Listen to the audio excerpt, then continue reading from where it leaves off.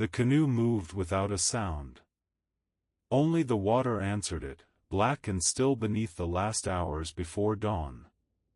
Ahead, where the lake widened into darkness, torches burned on an island that seemed to float between the world of men and the world of spirits. Nojpeten. The city was awake. On the shore, warriors watched the Spanish boats approach through the mist. They had seen strangers before. They had heard the thunder of guns. They had watched men arrive carrying crosses, steel, and promises. They had watched those same men bleed, retreat, bargain, and return. For more than a century and a half, empires had broken around them. Tenochtitlan had fallen. The highland kingdoms had bent. Great lords had accepted baptism, tribute, and the new names forced upon them by distant kings. But here, in the deep forests of Petén, on an island ringed by water and guarded by memory, one Maya kingdom still refused. The Spaniards called it resistance. The Itza called it survival. The lake did not care what anyone called it. It held the city in its dark hands, reflecting the temples, the houses, the canoes, the smoke of cooking fires, and the tense faces of men who knew that dawn might not belong to them. Nojpeten was not large in the way imperial capitals are large. It did not need to be. Its power came from position, patience, and distance. The island sat in Lake Petén Itza like a stone placed with intention, surrounded by jungle so thick that armies could vanish inside it before they ever saw the walls of an enemy. The forest was not empty. It breathed. It watched. It swallowed roads, rusted weapons, and exhausted men. For the Spanish, Petén was a punishment. Heat rose from the ground. Insects came in clouds. Food spoiled. Horses weakened. Boots sank into mud. Rivers bent the wrong way. Trails disappeared beneath vines. Every mile had to be forced open, and every step felt like walking deeper into a place that had no interest in being conquered. For the Itza, that same world was shield and weapon. They knew the paths that looked like nothing. They knew where water hid beneath roots. They knew which plants could feed a man, which could poison him, which could close a wound, and which could carry a message faster than any written letter. Their territory was not a border drawn on a map. It was a living system of lake, forest, shrine, village, and memory. The Spanish had crossed oceans. But Petén made them small.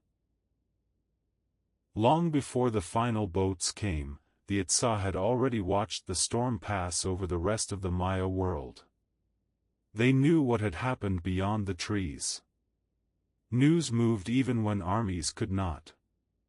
Traders carried it. Refugees carried it. Priests carried it in warnings and prophecies. Captives carried it in silence. They had heard of the fall of great cities. They had heard of new diseases that killed without battle. They had heard of men in iron who rode animals that seemed stitched from nightmare, creatures that stood taller than warriors and struck with the speed of fear. They had heard of the cross. And they understood something that too many conquerors failed to understand. A kingdom does not survive by pretending the world has not changed. It survives by deciding which changes to absorb, which to delay, and which to resist until the cost becomes unbearable. The Itza were not frozen in time. They were not a lost remnant waiting in the jungle for history to find them. They were political. Strategic. Watchful. They negotiated when negotiation bought time. They welcomed outsiders when welcome was safer than war.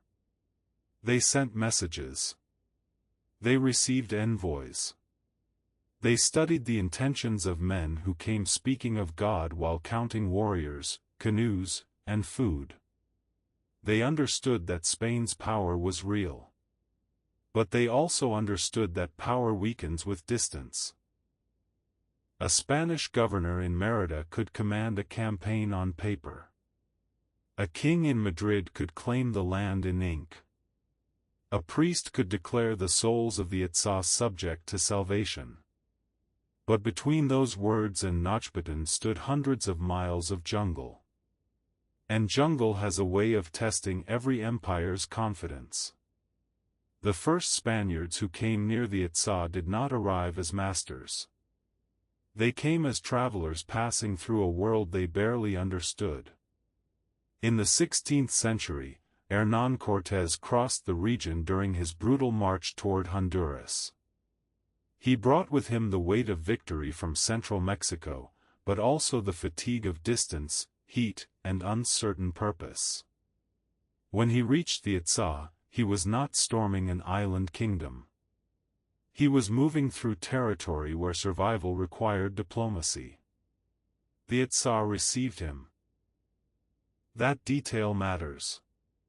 Because conquest often begins not with battle, but with hospitality misunderstood. Cortés left behind a horse, sick and unable to continue. To the Spanish, it was an animal. Valuable, yes, but still an animal. To the Itza, it was something far stranger. A creature connected to the power of the newcomers. A being associated with movement, war, and the terrifying authority of mounted men. They cared for it. They honored it. When it died, they remembered it. The Spanish later turned that memory into accusation, as if misunderstanding a horse proved spiritual ignorance. But beneath that story is something more revealing. The Itza were watching. They were interpreting. They were trying to understand the forces moving around them through the language of their own world. Every civilization does this. Rome did it. Spain did it. The Itza did it. No one meets the unknown empty-handed. Everyone brings their gods, their fears, and their assumptions. For decades after Cortés passed through, the Itza remained beyond Spain's firm control. Missions failed. Expeditions stalled. Promises dissolved. The Spanish could conquer cities where roads supported armies and rival factions could be turned against one another. Petén gave them fewer openings. The Itza were not alone either. Around the lake and throughout the region lived other Maya groups, each with its own alliances, grievances, and calculations. Some feared the Itza. Some traded with them. Some resisted alongside them. Some looked for advantage in Spanish contact. That is how conquest works. Not as a simple line of invader and victim, but as a field of pressure where every group must decide what survival looks like today, and what betrayal may cost tomorrow. The Spanish wanted submission, baptism, tribute, labor, and order. They wanted a world that could be counted. People counted. Fields counted. Souls counted. Taxes counted. Roads cut through the forest. Towns gathered where officials and priests could see them. The Itza world resisted that kind of counting. It was dispersed, mobile, and protected by geography. Authority moved through kinship, ritual, diplomacy, and control of sacred places. Nojpeten was more than a capital. It was a center of meaning. To take it would not only break a political structure. It would break the visible heart of a people who had managed, for generations, to keep the Spanish at the edge of the water. That is why the island mattered. A city on an island forces an enemy to reveal his weakness. He can stand on the shore and threaten. He can shout across the water. He can fire weapons whose smoke drifts away in the wind. But if he cannot cross, he cannot rule. And for many years, the lake remained a barrier Spain could not easily overcome. The Itza used canoes with skill born from daily life. The water was road, market, moat, and battlefield. They could move quickly across it, strike from it, vanish into it, and carry people and supplies between island and shore. Spanish soldiers, trained for fields, roads, and fortified towns, found themselves facing a war that did not stand still. Even when priests arrived, the island did not yield. Missionaries came with words sharpened by certainty. They spoke of conversion, peace, and eternal judgment. They saw idols where the Itza saw sacred continuity. They saw stubbornness where the Itza saw fidelity to ancestors. They saw souls to be gathered into the church.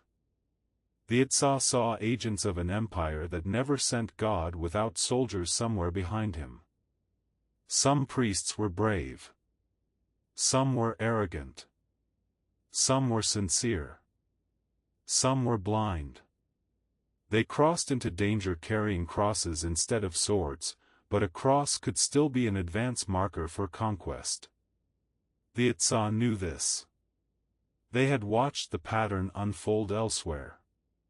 A mission could become a village. A village could become an administrative center. An administrative center could become tribute. Tribute could become obedience. And obedience, once written down, became difficult to escape. So the Itza listened. They hosted. They delayed. They refused. Years became decades. Decades became generations. A boy born on the island could grow into an old man and still hear the same distant rumor, "The Spanish are coming." And then they would not come. Or they would come halfway, lose men, lose animals, lose confidence, and turn back. In that long postponement, resistance became more than strategy. It became identity. The kingdom that did not fall. The island that waited out empires. The people who knew the forest better than the men who claimed it. But no resistance remains untouched by time. By the late 17th century, the world around Nojpeten had changed. Spain was more determined. Colonial power in Yucatan and Guatemala had hardened. Officials understood that the Itza were not merely a remote inconvenience. They were a symbol. A surviving independent Maya kingdom was an insult to imperial order.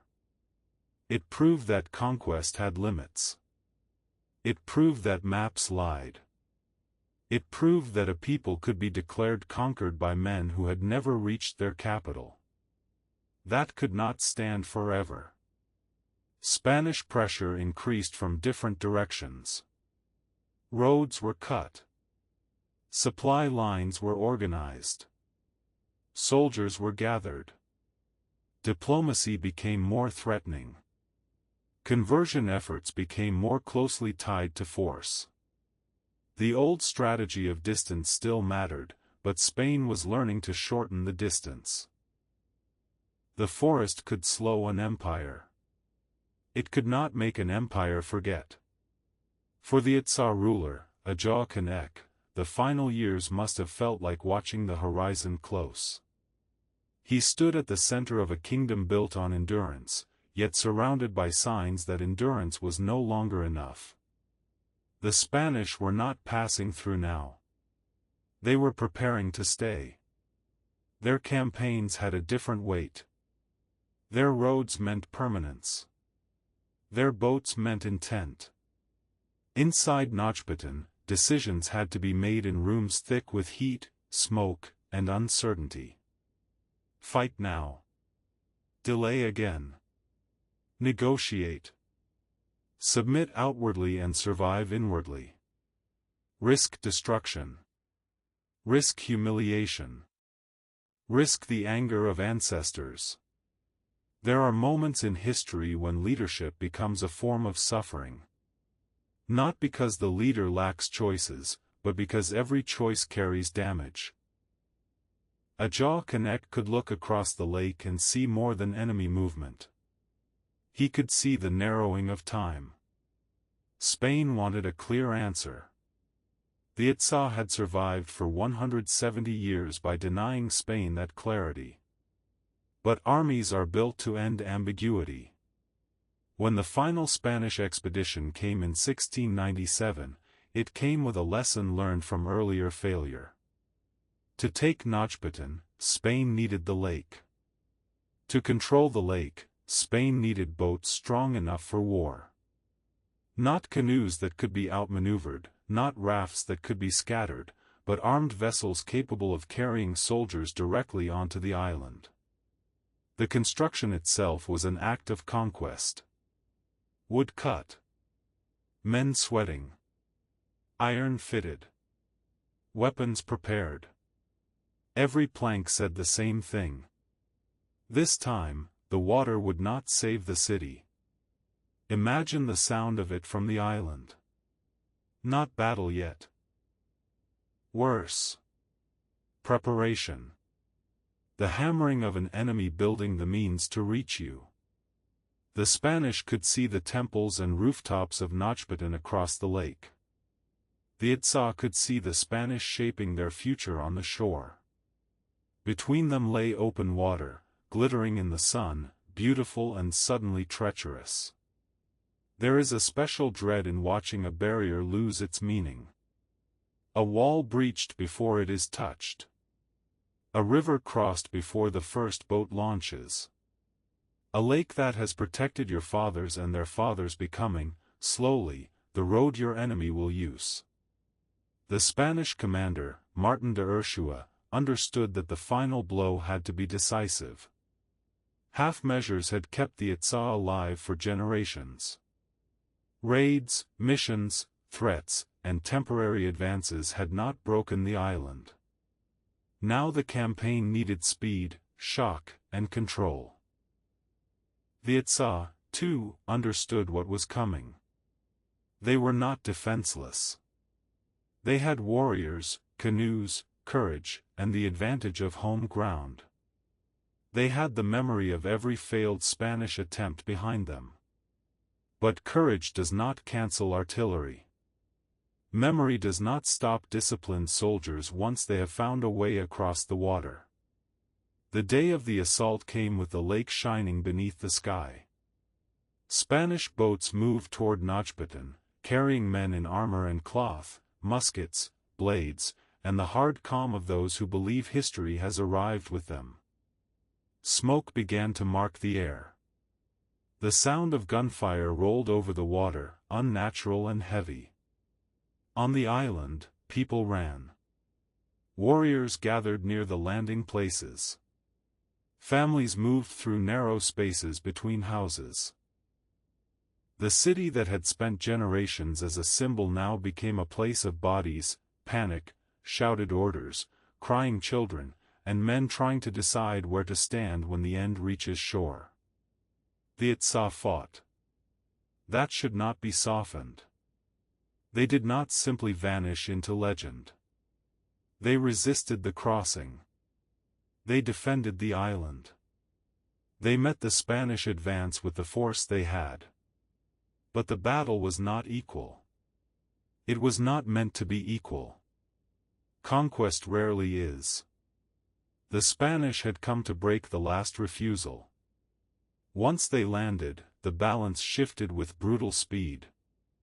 The tight spaces of the island became traps. Gunfire and steel pushed through the city. The defenders were driven back. Some fled into the water. Some tried to escape by canoe. Some were cut down. Some disappeared into the lake and forest, carrying with them whatever could be saved of family, memory, and fear. Nojpeten fell. After 170 years, the island city that had refused Spain was taken in a single decisive assault. And then came the quieter violence. The kind that does not always appear dramatic in paintings, but changes the world more completely than battle. Temples were destroyed or transformed. Sacred objects were seized. The city was renamed. The old center of the Itza world was pulled into the colonial order. Priests entered where warriors had stood. Officials counted what could now be counted. The island that had once held independence became a possession. That is the part conquest always wants people to accept as conclusion. The flag changes. The ruler is captured or displaced. The old gods are denounced. The records declare victory. But human beings do not become conquered at the same speed as their capitals. Some Itza fled into the forest. Some adapted. Some entered the new order with reluctance, calculation, or exhaustion. Some carried old knowledge quietly, hidden beneath new names and forced rituals. Some survived by appearing to bend. That, too, is resistance. Not the kind sung loudly by armies, but the kind that moves under the skin of generations. The Spanish captured Nojpeten, but they did not capture everything that had made it matter. They could seize the island. They could rename the place. They could build churches where sacred structures had stood. They could write reports saying the last independent Maya kingdom had fallen. But they could not erase the fact that it had endured. For 170 years, while other powers collapsed, while colonial cities rose, while officials were born and died without ever seeing it, Nojpeten remained beyond the reach of Spain's full command. It was not invincible. No city is. But its endurance revealed the limits of imperial power more clearly than any Spanish victory could hide. Because power is not only measured by what it conquers. It is measured by what it cannot conquer quickly. Nojpeten forced Spain to spend time, men, money, roads, boats, diplomacy, and violence on a place it had long claimed in theory but could not rule in fact. That matters. It means the Itza were not background figures in someone else's age of conquest. They were actors in their own long war of delay, adaptation, and refusal. Their survival was not an accident of remoteness. It was strategy lived across generations. It was a people using geography, politics, belief, and patience against one of the most powerful empires on earth. And in the end, when the lake no longer protected them, their fall was not proof that resistance had been meaningless. It was proof that resistance had carried meaning for a century and a half. That is a long time to remain unconquered. Long enough for children to inherit defiance as normal. Long enough for conquerors to grow old waiting. Long enough for an island to become more than stone and houses. Long enough for a city to become a question. What does it mean to survive when the world around you has already been declared lost? The last morning of Nojpeten did not end the Maya. It ended a kingdom. There is a difference. The Maya had endured droughts, rivalries, collapses, migrations, wars, and the arrival of men who believed history itself had chosen them. They had seen cities abandoned and others reborn. They had lived through catastrophe before Spain ever reached their shores. Nojpeten was one final political flame, burning on the water long after outsiders assumed the fire should have gone out. When it fell, the lake remained. The trees remained. The heat rose from the stones. Smoke drifted over the island. Somewhere, a canoe moved along the far edge of the water, low and quiet, carrying people away from a city that could no longer protect them. Behind them stood Nojpeten, taken but not forgotten. Ahead of them waited the forest, vast and dark, with paths only they knew. And perhaps that is where the story refuses to end. Not at the moment the Spanish entered the island. Not at the moment a report was written. Not even at the moment the last king lost his city.